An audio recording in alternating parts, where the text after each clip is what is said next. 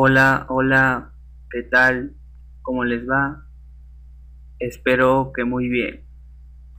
Quien les habla es un estudiante de la carrera de Desarrollo de Sistemas de la Información y el día de hoy les voy a hablar sobre la generación de las computadoras. Bien, a partir del año de 1951 hasta nuestra actualidad se han desarrollado 8 generaciones de las cuales vamos a hablar el día de hoy a lo largo de este video. Historia de la generación de las computadoras. En el año de 1936 se crea la SUSE-1 o la Z1, considerada para muchos la primera computadora programable de la historia, pero no fue así. Solo fue reconocida como una calculadora mecánica binaria. Es entonces que 10 años después se crea la primera computadora digital electrónica denominada ENIAC. ENIAC, por su acrónimo en español, Computador e Integrador Numérico Electrónico. Es así que se da paso a la primera generación, la cual abarca del año de 1951 hasta el año de 1958, época en la que la tecnología estaba basada en tumbos de vacío. Y el que quería obtener una computadora en ese entonces, el costo aproximado era de $10,000. Bien, la SUSE-1 fue desarrollada por el ingeniero alemán Konrad Zuse en el año de 1936, como anteriormente se los dije.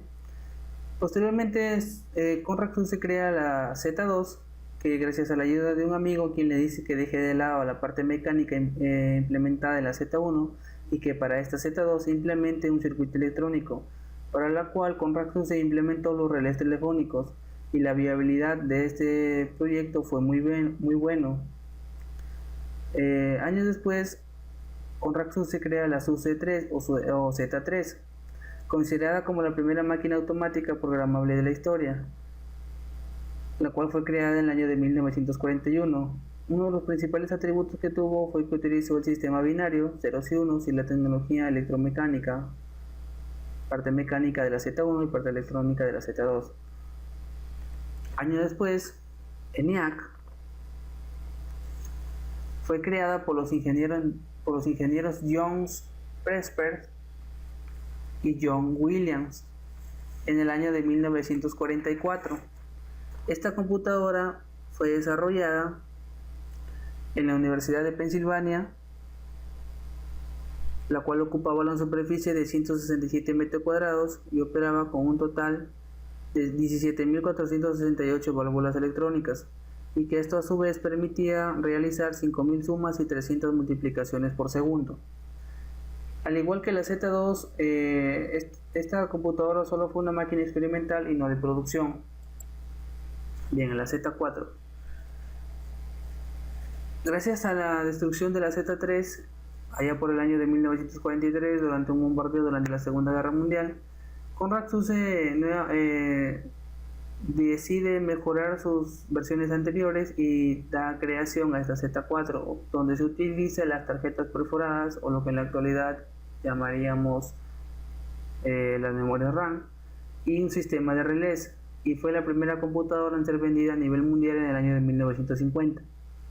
Luego aparece Edvan, la cual de todas las generaciones de las computadoras hasta ahora existe.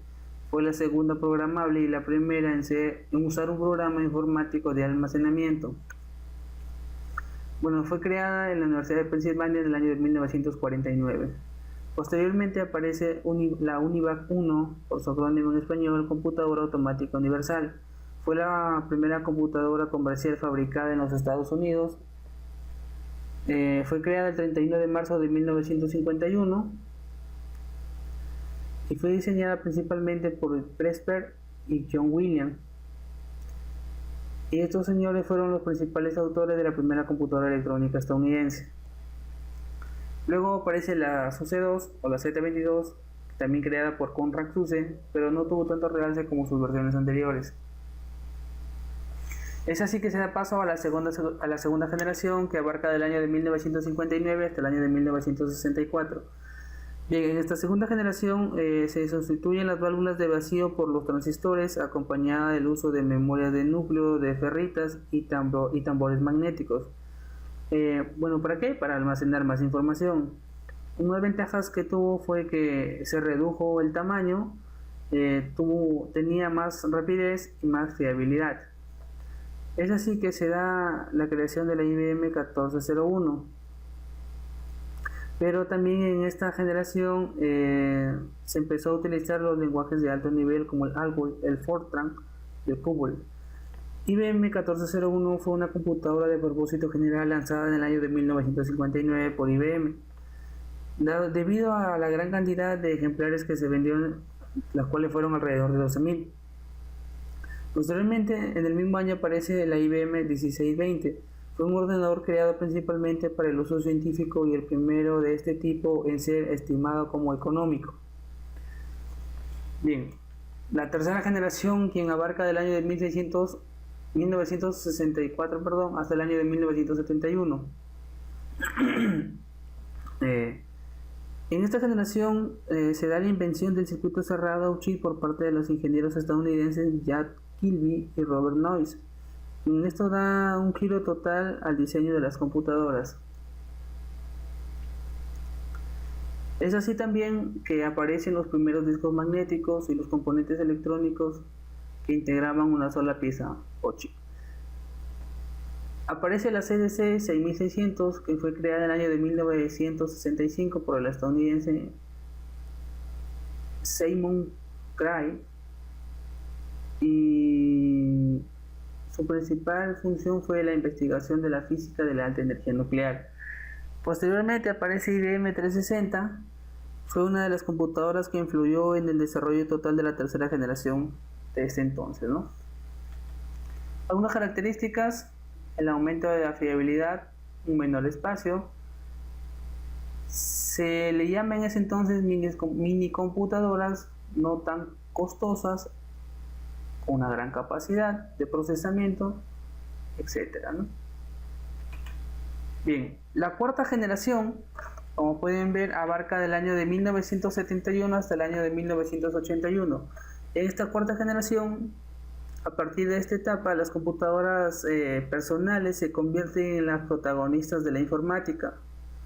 El primer microprocesor, denominado 404 o 4004, lo desarrolla Intel el 15 de noviembre del año de 1971, y en 1974 se presenta al mercado el primer diseño para uso general. En esta generación es donde aparece por primera vez el disquete. Pueden ver a la parte derecha. Bien. Algunas características que tuvo: reduce el tiempo de respuestas, las memorias electrónicas son más rápidas, tiene un mejor sistema de tratamiento en lo que es la base de datos, ¿no? Bien. La quinta generación, o denominada también la inteligencia artificial, que abarca del año de 1982 hasta el año de 1989. Bueno, su finalidad era construir ordenadores con tecnologías más avanzadas.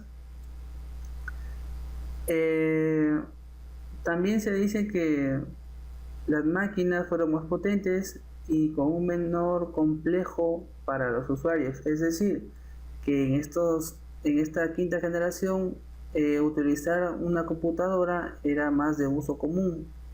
Ya no solo personas reservadas, sino ya tenía acceso a que cualquier persona la pueda manejar. Y es así que se crea, por decir, el proceso paralelo por parte de Seymour Cray y su compañía Control Data Corporation, denominado CDC 6600. En esta generación las computadoras empiezan a realizar tareas ya por sí solas, por ejemplo, la traducción automática de un lenguaje a otro. Algunas características que tuvo, una de las principales fue la integración de datos, imágenes y voz. Entonces ya esto, al ver imagen, voz y datos, ya podríamos llamarlo un entorno multimedia. También las computadoras con inteligencia artificial, interconexión entre todo tipo de computadoras, dispositivos y redes integradas.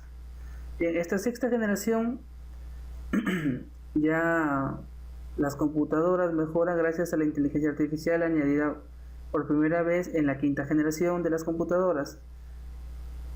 El avance es tal que ya los materiales utilizados en la fabricación de los ordenadores cuentan con un ahorro de energía, mayor tolerancia al calor, mucho más económicos y su tamaño es más reducido, ¿no? Donde ya se aparecen los microchips, los cuales son muy pequeños. Bien, bueno, algunas características, los principales son que hay cientos de microprocesadores vectoriales trabajando al mismo tiempo, ¿sí? En dirección, sentido y módulo. Bien.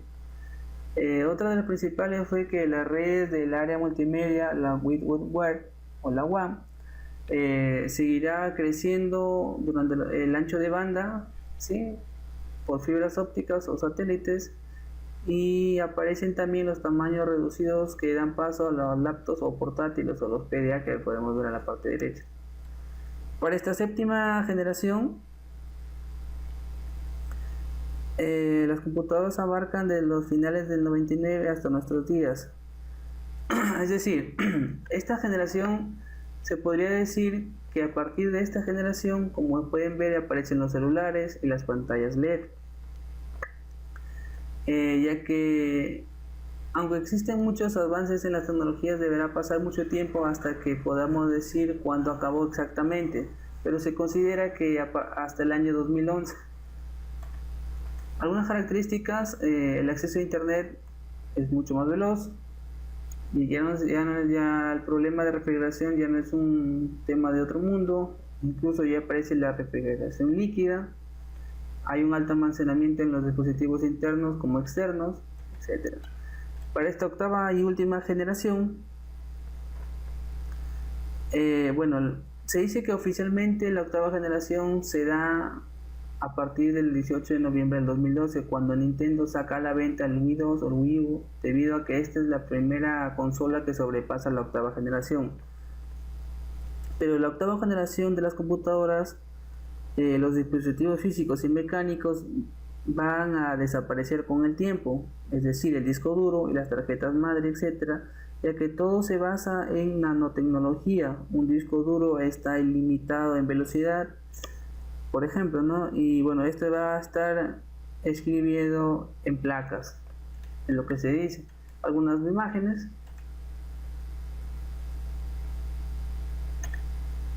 Bien, en conclusión, las computadoras se han convertido en la principal herramienta utilizada por el hombre, además que ya son parte esencial de la vida, obviamente, de nosotros. Y algo más para agregar: en el mundo de la alta tecnología jamás hubiera existido si no se daría el desarrollo de un ordenador o de las computadoras. Y lo recomendable sería que toda la sociedad utilice estas máquinas en distintos tipos y tamaños para el almacenamiento y manipulación de algunos datos. Bien, amigos, eso ha sido todo por hoy. Espero que les haya gustado el video. Recuerden, manito arriba y suscríbanse. Muchas gracias.